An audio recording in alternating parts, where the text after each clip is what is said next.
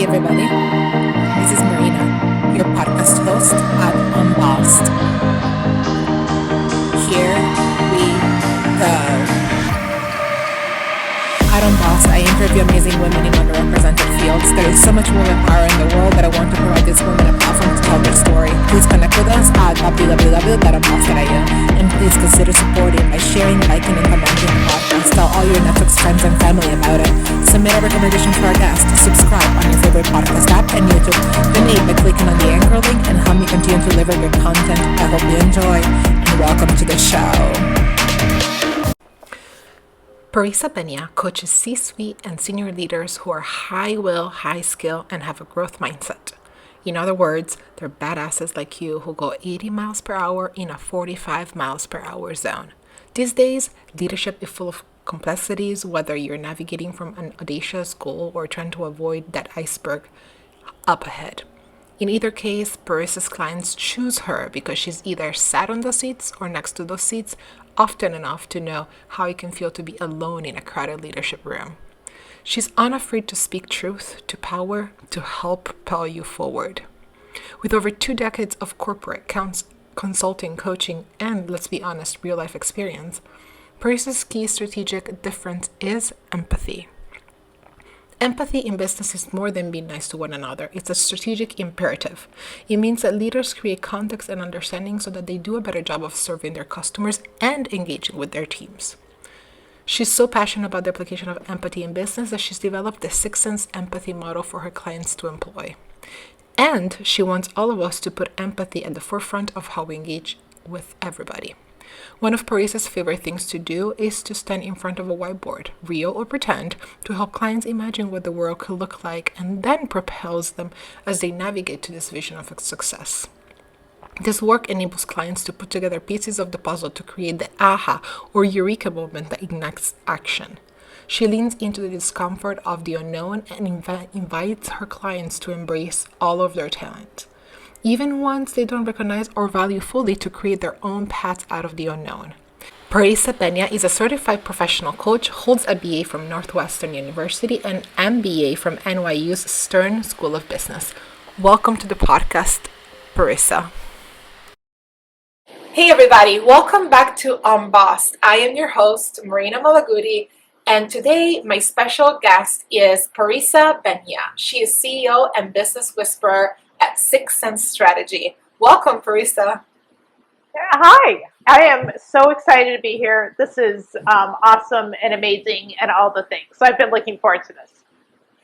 Me too. Actually, I've been following your Fridays advices. I don't know. I know you have a name for it. You're gonna please tell me what it is. But you have a Friday advice that you give every Friday on LinkedIn, and it's amazing to keep looking at it and evolving every Friday. Yeah. Thank you. Yeah, the fun thing about Fridays for me on LinkedIn is I post these short videos, and it's something that just comes to me either in the moment or something that I've been brewing on in the middle of the week. And Friday is just that time to fire up Loom and be like, here's where I'm going.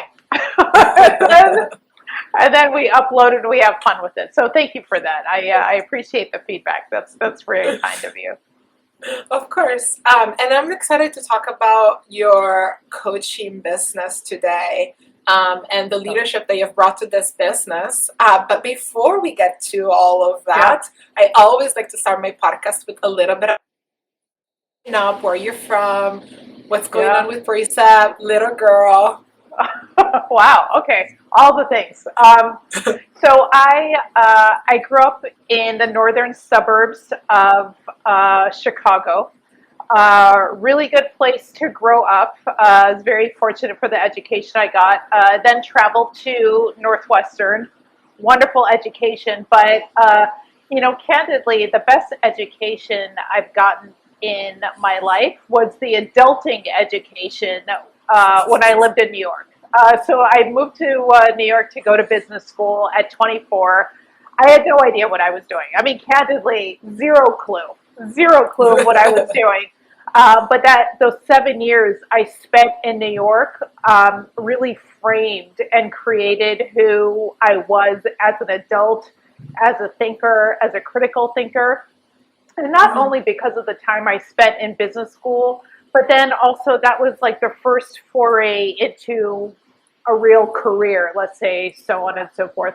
And then like responsibilities as an adult. I bought a place, I renovated a place. So like it was just a wonderful, wonderful formative time. Fast forward to today, I am an executive coach and advisor to people in the C suite. And I really think it's that time in New York that really was like planted the seeds for who and what I am today. So big ups to New York. If I could move back to New York in a hot minute, I would, but still have a ton of love for New York. Absolutely. New York, I feel like places like New York, like maybe big companies as well, I kind of like equate them and say either break you or make you. Both. Both. Yeah.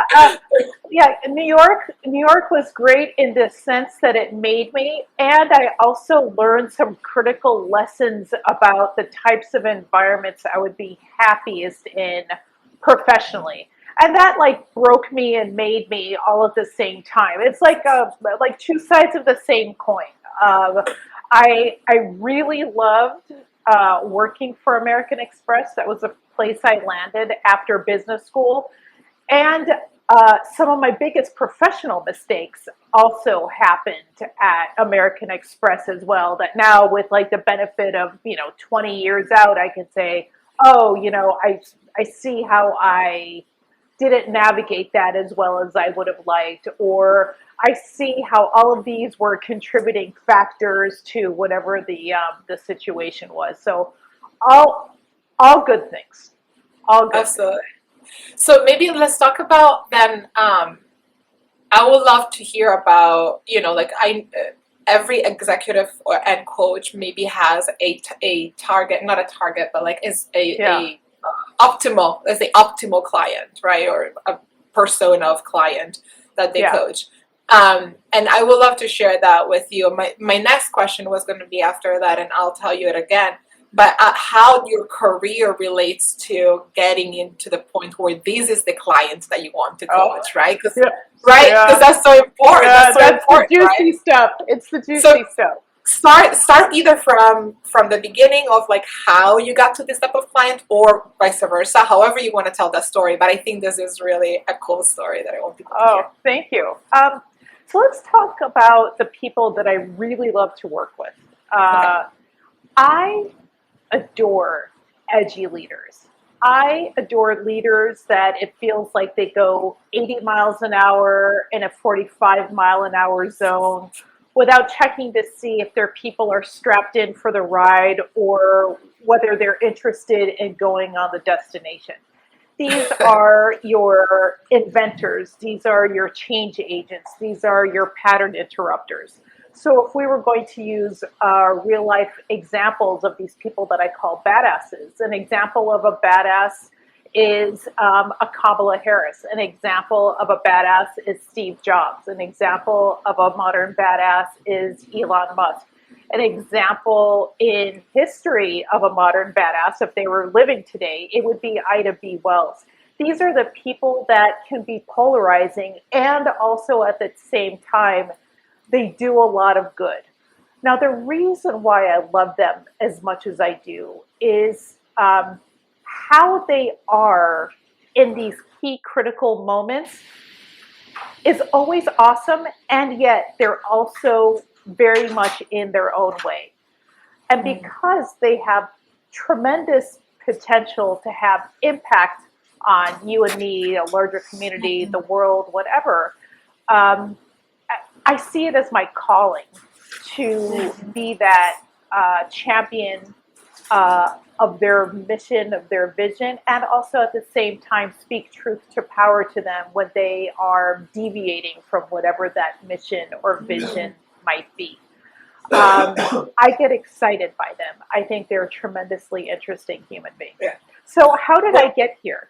Yeah, go ahead. one question. Yeah, one question about that specific point, just before we go next, Yeah, is if they're badasses, right? yeah. What what do they need, right? Because like you see these people as like, oh, they're amazing, they know what they want, they go for what they want, they go after their what do they get out of the support you give them? Because sometimes you may even recognize yourself and you hear like, yeah, I feel like I'm that badass, but maybe I Yeah. don't need help, or I don't need this or that. Where do you come in and make it better? Yeah, that's a great question. Thank you for asking it. So let's be clear that I don't believe any of these leaders are broken. So this isn't therapy. Executive coaching and advisory is not therapy. I'm not interested in fixing what may have happened in the past. What I'm talking about is maximizing their current and future impact. And the way that they are standing in the way of their current and future impact is they have what I like to say, like a Superman complex, regardless of male or female, is that they Yeah. believe that they will just do everything by themselves, that it's much easier to do everything by themselves because if they were Yeah. to invite people in, it would slow them down. So having them learn that sometimes it's okay to be Clark Kent and not Superman, to be that average individual, to be that person who's a team player, to be that person that invites people in, changing that mindset and having them understand that they don't have to be the chief executive of everything to Yeah. do big things. That Yeah. if you shared with people what you were trying to accomplish in this Yeah. world, and you ask them for help where you might need for help, you might be surprised at the degree of interest and the degree of help that you get from people if you were to just say, would you like to help me? Or if you Yeah. were to just say, here's what I'm interested in. What are your thoughts? Let's brainstorm. Yeah. Badasses don't remember to invite people into the conversation. That's like the multiplier factor, right? That you cannot do on Yeah. your own. And there's no That's exactly way. right. That's Yeah. exactly right, and that's the other thing about badass is a subtlety is there's a hesitancy to say that they don't know something. There's a hesitancy to say that they are not expert in something. There's this idea that there's this perceived weakness if they can't do everything perfectly all of the time. But you know, the counterintuitive truth is that the quicker you say you are not expert in something, the quicker you say you're looking for someone who is an expert in whatever it is they happen to be an expert in, that's when you're going to get a bunch of people saying, I love what you're doing, sign me up, let's work on this together, and they have all of the passion. But it's allowing yourself to be vulnerable, allowing these badasses to be vulnerable, and then the badasses also admitting that they don't get things right all the time. So this idea of vulnerability, needing help, and this idea of admitting that they make mistakes is extremely difficult for them. And that Yeah. is once they capture that, once they see the strength in saying I don't Yeah. know, then every opportunity is available to them. So are you a badass coaching badasses? Is that what's happening here? Yes, as a matter Yeah. of fact. Yeah. So, That's what I thought. uh, so what happens with a lot of coaches is that they end up coaching what they most need to hear or understand for themselves. So, Yeah. candidly, every coaching session I have is really me talking to myself. And then at the end of every coaching session, I'm like, oh, that's hilarious because really this is something I've grappled with or I'm currently grappling with. There's no accident. Like the universe has a tremendous sense of humor. And the reason why I love what I do working with these leaders is in my corporate life when I allowed myself to work for somebody else. I was always and it's a word now, it wasn't a word then post business school. I was always entrepreneurial. I was always asking why not. I was always testing limits. I would always want to battle some cages. And what I didn't know how to do was to redirect my energy or to channel my awesome in a way that other people would find interesting or useful. I thought my job was to break stuff. I thought my job was to break stuff and then make stuff. But I didn't have the environmental awareness to know how to do it effectively, or when to hold back and say, not right now, or if it is right now, find a different way to do it. I just went in, like I said, 80 miles an hour without checking to see if people were interested in the conversation.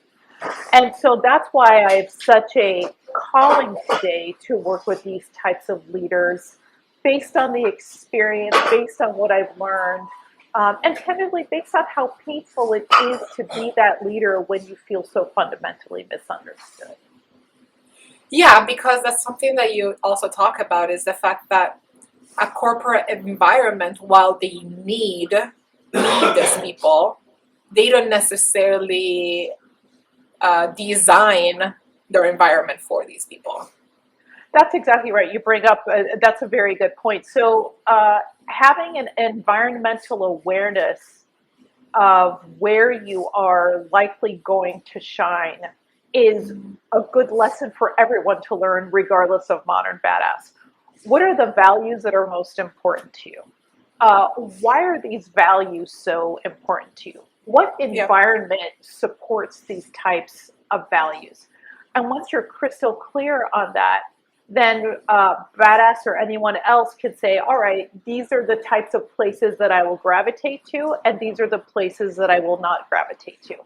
And that was also a mistake I made in my career, and why I'm so passionate about helping badasses today is I didn't crystallize for myself what my most important values were.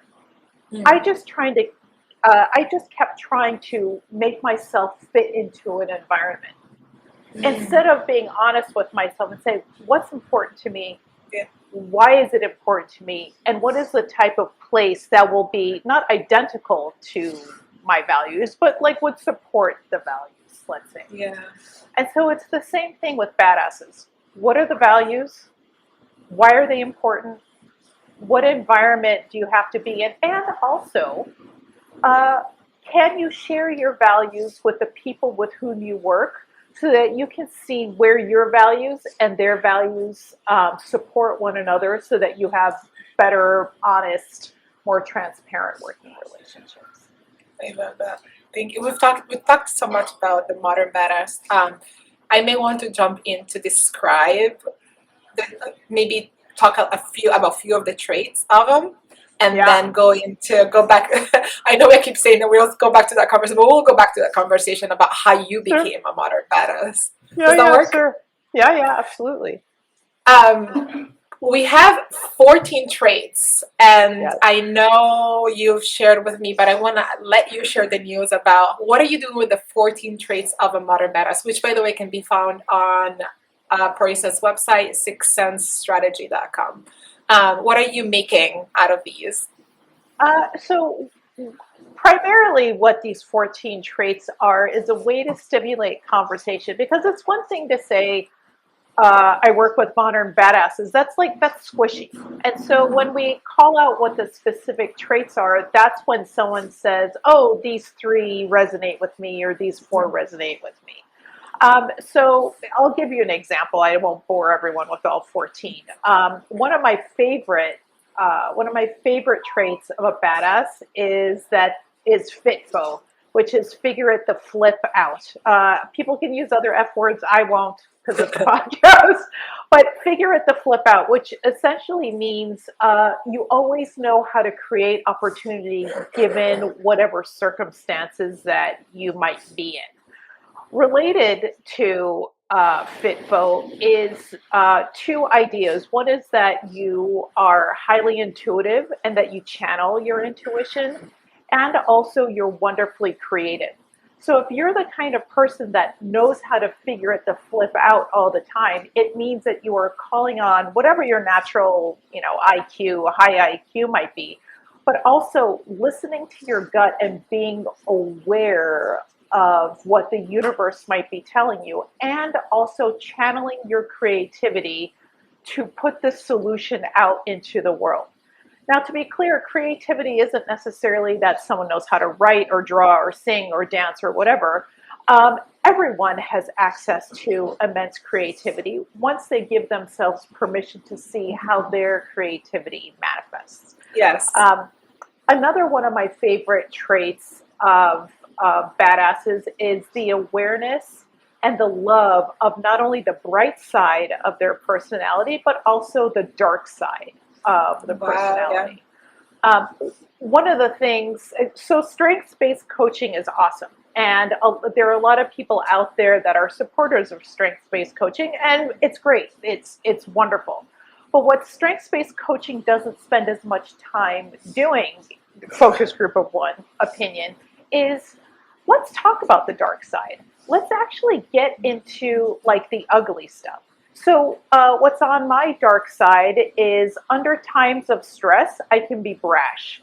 Under times of stress, I can be aggressive. Under times of stress, I can be very bold. Those are things that are not I can be attractive.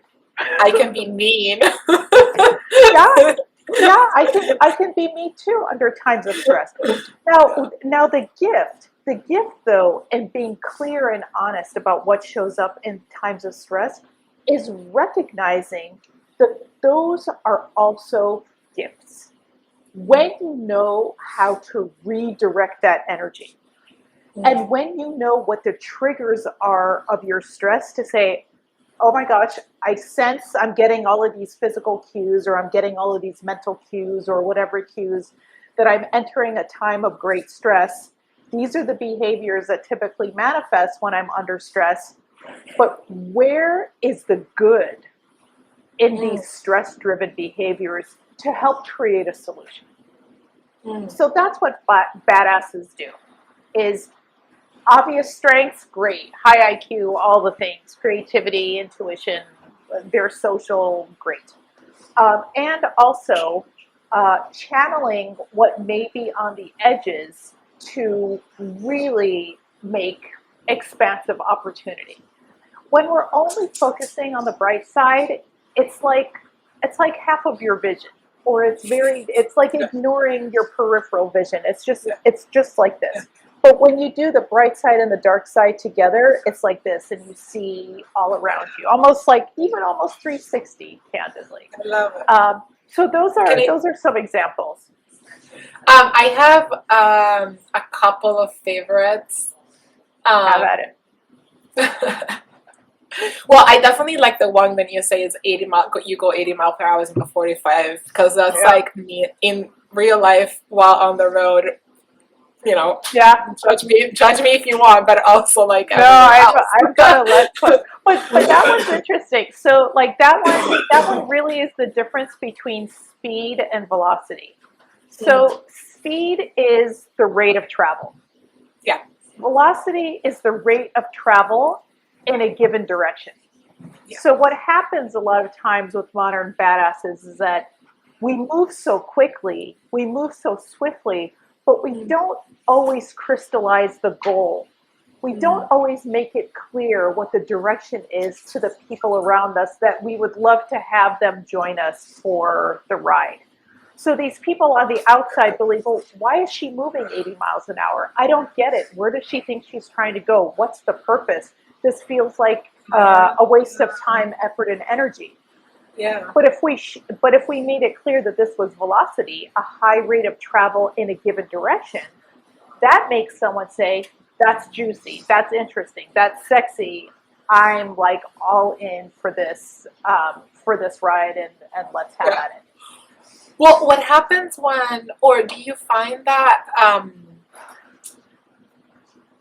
that like what happens when we don't know exactly where we're going? You know, like Yeah. how do you manifest velocity if you have to speed through potentially testing multiple things before you can arrive at the clear pointed direction? That's a brilliant question. That's also a function of your dark side having too much control and not redirecting the energy for good. So picking on me again, my dark side, I'm bold, I'm brash, I'm aggressive. If I allow those things to run away with themselves, then that's where speed comes in as opposed to velocity. But if I say, okay, this particular thing we're dealing with, or this is what the opportunity is and we have to move quickly, all right, what do we think we can create? And how do I take all of my energy, good, bad, or indifferent, to move in that particular direction. So being aware of the triggers in the moment to say, oh, this was about to be speed, but now it's time to turn it into velocity. Oh, I love that. That's really good. Okay, one more because I really love this one. The one that I want to identify the most is you're a disruptor. You challenge the norms. Yeah. I challenge Yeah. all of the norms. Yeah. It doesn't really matter if I agree with it or not. I still challenge it. Yeah, because you're questioning assumptions.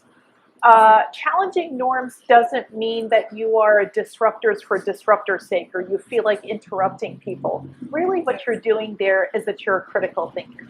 You're asking, why not?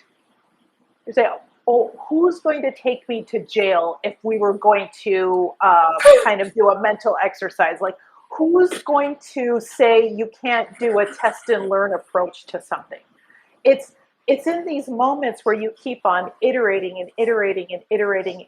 Iterating is where innovation lives. So another really good example of a badass is Thomas Edison.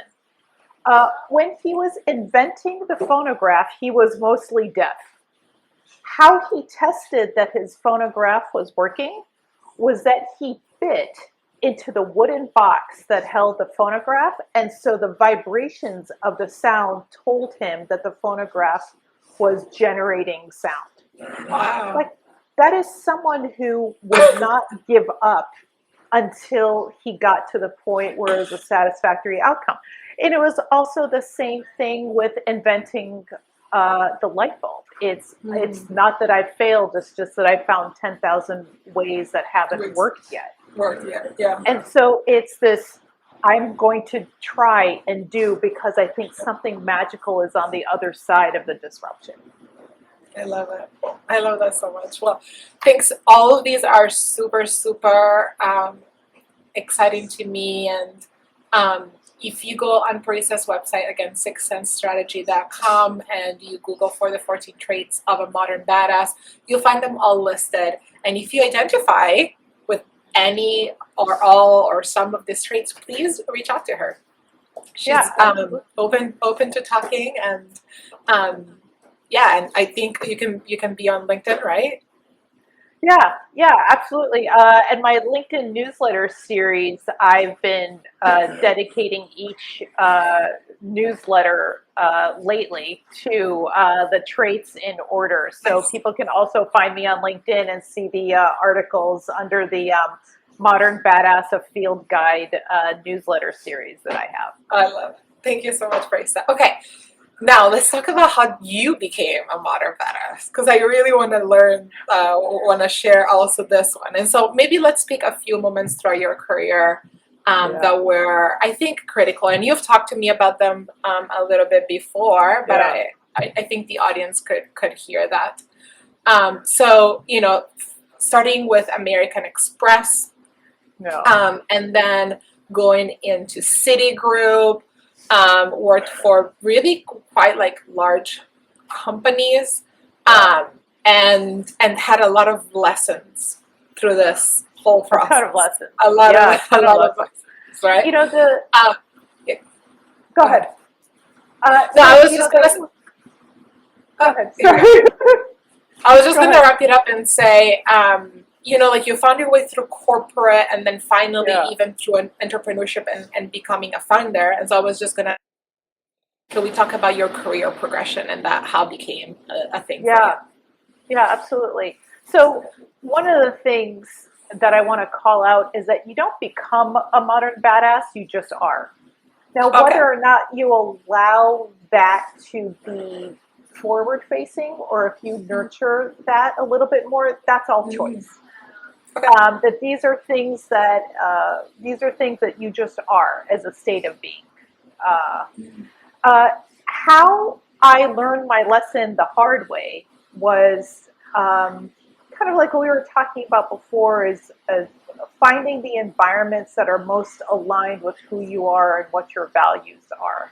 And that I didn't spend enough time on the softer aspects, the intangibles of what's important to me. I was paying attention to the tangibles that were important to me. So post business school, my mindset was deliver numbers, deliver numbers, deliver numbers. And actually, I learned somewhere in my career there was an acronym DNA, deliver numbers always.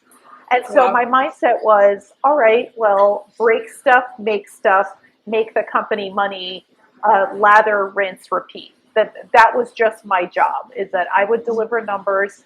Now, how I delivered numbers, I didn't pay attention to as much. It was the what at the time that was more critical to me, and that therein was my first mistake. The not understanding the relationship between what and how. The what is like the tactical doing of Yeah. whatever your role is, as you know. The how is the state of being in leadership. And so there I was, always wanting to be the pattern interrupter, the change agent, the person that was making donut recipes. I wasn't making the donuts. All of those things were good. And all of those things I got a lot of credit for. But where I got into trouble time and again, regardless of American Express or Citigroup, is that I wasn't paying as much attention to the state of being in my leadership. I didn't know how to ask for help to better direct my energy so that I would be seen, heard, and understood. So it was hard for me to crystallize and understand why it was that I would be getting, let's call it not so great feedback on my leadership style. I'd say, well, I'm delivering numbers for you. Why do you care? But that is, no, you should care, right? So like the symbiotic relationship between what and how. So that was true for me. The other thing that was true is when you are given leadership responsibility for the first time, whether you're managing a person or you're managing a team, that often happens because a company has decided that it's time for you to have that. But you're not always given the tools, the training, the coaching, investment, support, what have you. It's pretty much, here you go, you're a leader now, you're managing people. Good luck. Yeah, good luck, best of luck to you. I mean, it's well intentioned, but the resources and the support aren't always there. And so this was something that now I have a lot of empathy for the people I worked with because they didn't know how to lead me. They didn't know how to help me channel my awesome, just like I didn't know how to ask for coaching, training, support, or whatever. So it was like a two-sided problem. They didn't know what to do with me. I didn't know what to ask for. Now, if I knew what to ask for and they knew what to do with me, then maybe my corporate story, my corporate professional story would have been different. But, there's a misattributed quote to Einstein: the definition of insanity is doing the same thing over again and getting a different result, and expecting a different result. That's what I was doing, is that I'm like, I'm doing it. Eventually, you guys will fall in love with me. No.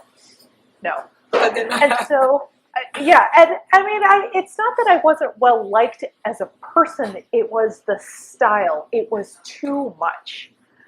How did that manifest into, actually, if you could give me a couple of examples? So I was told, and I've written about this quite a bit. And it's also in my book that I'm writing.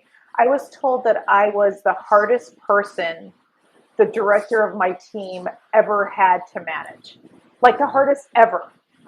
And so for someone like me, when I hear that, or when I heard that at the time, now today it's different. It felt cutting. I bled internally. It was so hurtful because how it landed with me was, you're broken. There's something wrong with you as a human being. We can't help you. You're not fixable. Now, whether or not that was what he was thinking is not the point. It was how it landed with me. And on the other hand, it didn't matter if I was the hardest person ever to be managed, because it doesn't matter if that was the truth. It was the truth to him, right?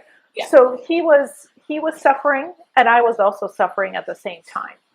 But for someone like me, when and my temperament, and I'm not the only person in the world to experience this. When someone like me, who is by definition a little stubborn, by definition a little edgy, by definition someone who rises to a challenge, by definition someone who doesn't like to be told you can't or you're second best, someone Yeah. like me or my mindset tends to double down and say, let me, take off your earrings. And we're like, well, let me show you what I can do. Let me show you how much harder I can be to I can manage. be, yeah, yeah. Yeah. So like, Well, if you think this was hard, hold my beer. I've got something else to show you. what's funny is that I have felt and managed. Well, I think like in the beginning, I just want to call them like high performers because maybe they don't have all of the traits yet. Yeah.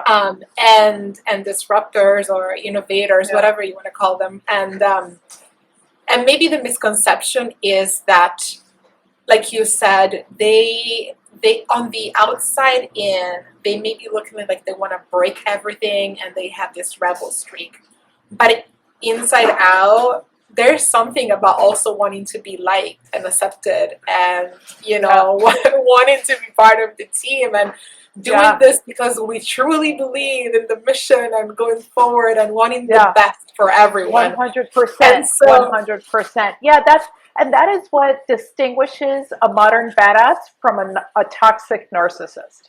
The the someone who is a modern badass remembers every single leadership mistake. It lives as a negative highlight reel. That they don't wake up in the morning saying, "How can I piss off somebody today?" They don't wake up in the morning to say, "How can I cause negative disruption today?" What they do wake up to say is, "I'm excited to try X. I'm excited because I think the opportunity is Y. Or wouldn't it be cool if we tried for Z?" yeah, The intent is good. It's just the delivery doesn't always match up to the intent. And right, so what happens is that this idea of being rejected, to your point, it cuts deeply yeah, because we know what our intention is. We yeah. just happen to do a poor job of communicating the intention. We do a poor job of saying, these are my most important values. This is what gets me really jazzed. And we do a poor job of not asking what your important values are so that we can find common ground and work together. So, yes, I don't know if you're familiar with the Enneagram, but I'm an Yeah. 8 on the Enneagram. And that's described as, it's accurate and it's funny. It's described as marshmallow wrapped in barbed wire. So I am super sensitive. I don't like hurting people. I actually do have a photographic memory of every single professional mistake I've made because like it's horrible. Like I have such regrets over how I could have done things better in terms Yeah. of building relationships. But I can't undo what was done. I can only say at this moment in time, what do I choose to do? And I can also help other modern badasses to say, what can I choose to do in this moment to build better relationships to create the future?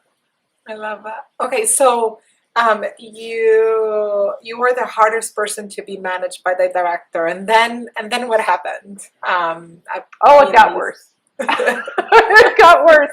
It got worse because I didn't quite understand it. There's It's kind of like when little kids want to touch the flame of a candle. And of course, you don't want the baby or the toddler to touch the flame of the candle. You know what's going to happen. Um, but one of my mother's friends a long time ago, she let her daughter touch the flame of a candle, and then her daughter never did it again. And at the time, I was like, oh, because I was a teenager and I saw this toddler do this. And I asked her later, I said, how did you stand it? And she said, my daughter needed to learn. So the same thing with me. I mean, I don't recommend children touching flames, let's just be clear. But the same thing for me is I needed to touch the flame. I needed to feel the burn to say, why am I repeating the same behaviors over and over again? What haven't I learned before that I'm ready to learn in this moment? And now that I've learned in this moment, what do I choose to do differently on a go forward basis? It took me a number of iterations to be honest with myself to say, well, what actually is important to me? It took me Yeah. a long time to say that my most important values are freedom, truth, justice, creativity, and loyalty. And if something feels misaligned with any of those values, that's when some of my stress induced behaviors come out. And that how do I create environments where those five values are always present so that I show up as my best version of leadership as opposed to 50% or worse 25 or 10%. So it took me a number of different experiences, not only at American Express but everywhere other big company I worked afterwards, to realize, okay, I'm more effective outside a big corporate environment than I am in a big corporate environment. That's not to say that's true for all modern badasses. I've just realized for me, where I am my best self is that I have my own shingle and I engage where and how I can to be the best supporter of that person in the C suite or that person who is the SVP or the EVP or what have you. And so that's how the practice That's how the started. practice Right? evolved. Yeah. Yeah. Yeah. So when I was doing a lot of consulting, I realized that I wasn't consulting. Actually, I was doing a lot of coaching. And I said, well, if I were going to be my own consulting client and I were to productize myself further, what would that be? And the answer that came to me instantly was, you're a really good advisor. You're a really good strategic thinker. You're a really good coach. You're really good at crystallizing what the most important things are in the playing field and ignoring the rest. What if you turn that into an advisory and an executive coaching practice? And that's precisely what I've done. And so, what I am now and what I'm doing now was who I've always been. It was a matter of permission to be that person. Wow. And I I know the answer, but when you speak for permission, who is giving you permission for Oh, yourself? me. Me. I had to give myself permission to be in the fullest expression of myself, which is really edgy. Yes. Because a lot of times it's, well, how is the fullest expression of myself going to land with other people? Yeah. What will my parents think if I say that I don't ever want to work for a company again, that I will only work for myself? What will Yeah. people think if I say, well, I do advisory and executive coaching? Yeah. What if people say, well, that stuff is just BS. No one needs stuff like that. So how do I stand in my power and the confidence of what I bring to the table and keep all of the outside noise out, knowing what my gift is internally? And that is the essence, if I do say so myself, of who and what a modern badass is standing in your own power and being unapologetic about your power and how it's a gift to other people. That's beautiful. Thank you so much for that sentence. Standing in power is a beautiful thing. For anyone actually like listening, I've gone standing in power, and that's part of like also my podcast and Yeah. what I do here. As you were talking about all of this, I kept like having like this like conflicting thought about like, is there a place for modern badasses in a corporate environment?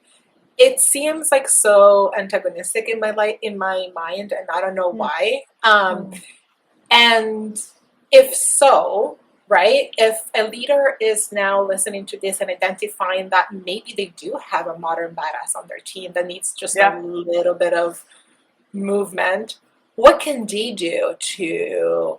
help? Like, what are a few tips to just get the conversation started or get them like along a little bit better?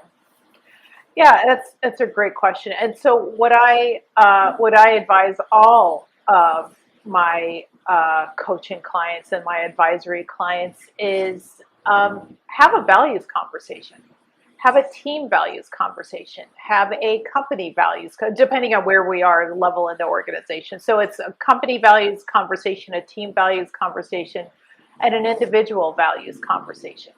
And it's not only declaring, asking and inquiring what the values are, but asking why those values matter. And then creating the relationship between those values and what the shared team goal or the business goal might be. Mm, Because we miss a lot of content and context when we are treating each other two dimensionally. It's, mm, you show up to work, I show up to work, we work together, but we don't know what fully makes you you. And it's not mm, like we need to go back and have conversations about what happened to you when you were 4 years old. It's, who are you today? Why are you the person you are today? Who are you being in your leadership? Let's find common ground. Let's make sure that we have alignment around where our values are complementary. And then also let's have alignment on what we think the goal is and how the goal gets accomplished. mm. The it's easy to dismiss a modern badass. It's easy to say, oh, they're just being difficult. It's easy to say, oh, that's just so and so being a bull in a china shop. Let's just ignore them until their temper tantrum goes away. That's a very alienating thing to do, and also understandable if you haven't been given the coaching, the training, the investment in your leadership to know how to engage with someone who might have a different style from you. Get to know them as a person. Yeah, Ask them what makes them tick. Why are they passionate about whatever it is that they are passionate about? yeah, In other words, invite them into the room as opposed to making them stand just outside because you think they might be a little bit too much, too loud, too bold, too brash, too colorful. You know, if they are breaking the china in the china shop, maybe that china was ugly. Maybe it was out of style. Maybe no one uses that china anymore. Invite them in and have them share with you why it is they want to break the china that they want to break. yeah, absolutely. And what about giving them feedback? I'm gonna ask you to tell me a little bit more about how to Mm. handle modern badasses. Like, how about giving them feedback about their behavior in a way that doesn't make them feel even more alienated? Yeah, that's a wonderful question, and this is also it's also a great feedback approach for anyone on your team, regardless of modern badass. Is I like to do a post mortem. It's how do you think that went? So we're creating a container where we're talking about a situation. We're not talking about you or me as individuals. What do you think went well? What do you think didn't go well? What what do you think are the drivers of what made it go well, and what do you believe are the drivers that didn't make it go well? Right. So peeling back the layers of the onion so that we can get to the core issue. And the way that we do this successfully is that we learn the question word, we use the question words we learned in elementary school. Who, what, which, where, and when. We and how. We don't use the word why. The word Mm, why makes people feel defensive. mm, So find a way to ask a why question without putting why in there. So if you're to say, well, why do you feel that? It's that immediately makes you say, yeah. oh, but what drives that assumption? Or what drives that observation? That's the How same do you thing as asking a why how do question. What yeah? How do you get to that conclusion, or how do you get to that brilliant. thought? Yeah. Yeah, exactly, exactly. And then that way it becomes a conversation where like you come in together as opposed to everyone like, whoa, where is this going sort of thing. One of my favorites is, Parissa, sorry to interrupt, but is No. where did you learn that? where did you learn that? Yeah. How did you learn that? Yeah. And so when we approach each other from a spirit of curiosity, then the conversations always go much better than walking in with an air of a judgment. Mm-hmm. And even if we walk in with a judgment, even though we're holding it, let's reserve it until we have more content and context from the other person. Mm. It's so tempting to leap to a conclusion. It really is. Yeah. But a lot of times our conclusions are based on false assumptions. So let's get the assumptions on the table, and then we don't talk about a conclusion. We talk about what assumptions are true and what assumptions are false. Assumptions aren't personal, but conclusions are. Yeah. So how do we separate the good conclusions from the bad ones? Or excuse me, the good assumptions from the bad ones, and then have a conversation about those as opposed to a personal conversation. And at that point, it becomes easier for people to take responsibility for whatever actions they may have taken. Oh, I didn't know that it was X and not Y. I see how I might have made a mistake, or I see how I might have contributed to X or Y or Z. It becomes easier for someone to admit they may have made a mistake. Yeah, beautiful. Thank you so much for that. Believe it or not, we're almost at time. And I know we want to talk about something that's happening that you're releasing soon in the next few months. I'm going to leave you the stage to do that. And we have some outro questions that I always ask in the end. So please go ahead. Awesome. Yeah. So I am writing my book. It's called Modern Badass Tales from the Leadership Front. I'm really excited about that. It'll be published later this year. And also, I am we start on June 7th. I'm doing a group coaching program for modern badasses called Inconceivable Influence.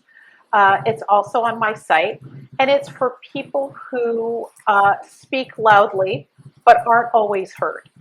So the types of people that are highly passionate about whatever it is they might be passionate about, and yet their messages aren't landing with the people that need to hear them.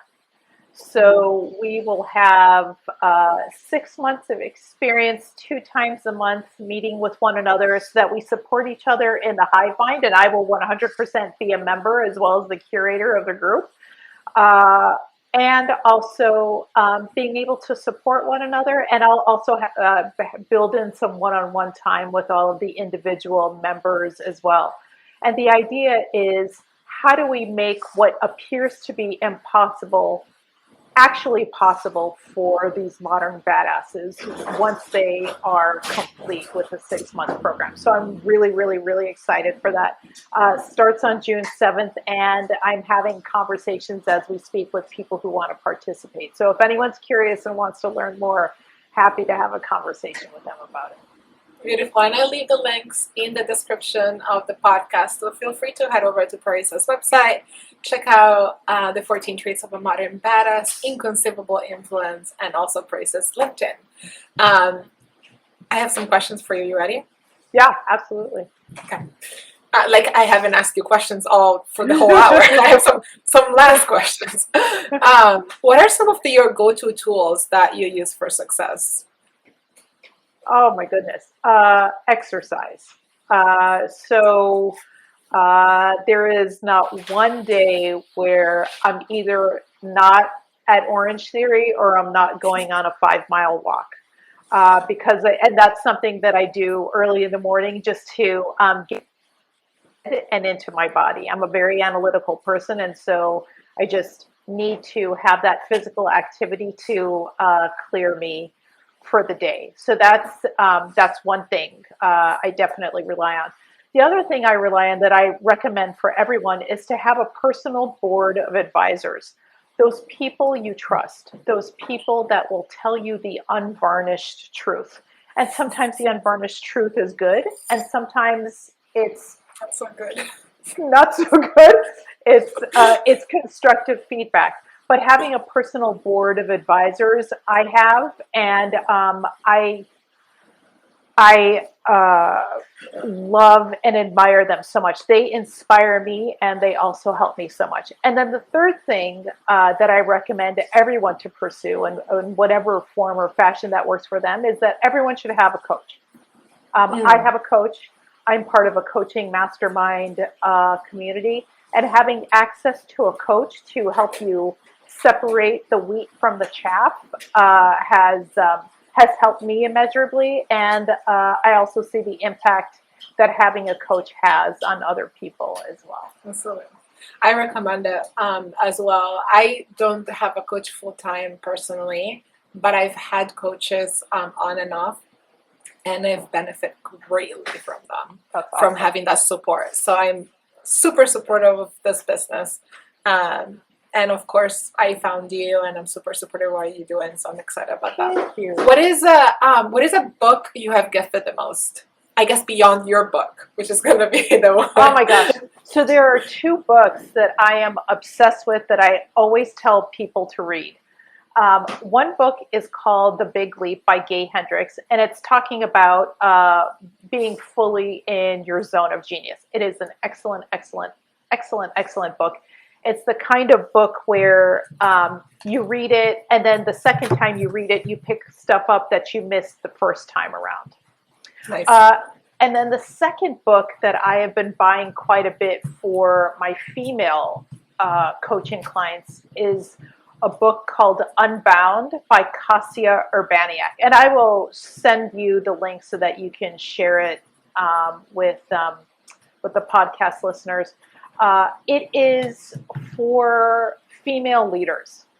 And I don't want to give too much of it away, but Kasia Urbaniak is a former dominatrix and a former Taoist nun. And she only works with women so that they are in the fullest and best expression of their power. It is an awesome book. Can't say enough good things about it. My jaw dropped. I'm like, where can I buy it today? I want to go Amazon. read it. Go to Amazon, girl. That's exactly where it is. I am so excited to read this. Yeah, it's an awesome book. Both of those books are excellent. I can't recommend them enough. My next question is usually what book would you write? But since you're writing a book, I'll change a little bit the question and say, if you were not an advisor or executive coach, what do you think you would be doing in life? Okay, so assuming that resources are infinite, I would have a patisserie. I have it, it's in my mind's eye. It's a bakery cafe. There's like spoken word poetry. There's music occasionally. And then there's art along the wall that people can buy. And the pastries inside the cafe are from the Middle East. And it's called the Seeds of Peace Cafe. It's all up here, all up here. First of all, I love that you had an answer. I was not expecting this. And second of all, I think you've just spoken it into the universe, and this will happen soon enough. Yeah, it will happen. Somehow, some way, but it'll happen. Great. My podcast is called Unbossed, and kind of like the badass woman, I feel like there's some like synergies and energies. When you first read the name of the podcast, what did it drive for you? I was like, yeah, I was loving the energy. I also had gone through some of the other episodes where you had interviewed some other really powerful women, and I was like, oh my gosh, I'll have what they're having. The conversation is great, highlighting different points of view and good conversation. Who doesn't love that? So kudos to you for all of your success. Thank you so much. And thank you for coming on the podcast. I would love to have you over again. Thank you. This has been wonderful. I really appreciate it. Absolutely. See you next time.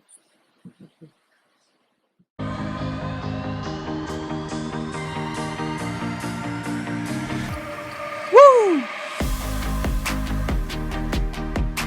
There you have it. I hope you liked this episode, and please don't forget to share, like, comment on the podcast link. tell all your networks and friends and family about it. Submit a recommendation for a guest at www.unboss.io. Subscribe on your favorite podcast app. Donate by clicking on the anchor link and help me continue to make great episodes. You can find all this information on www.unboss.io. See you next time.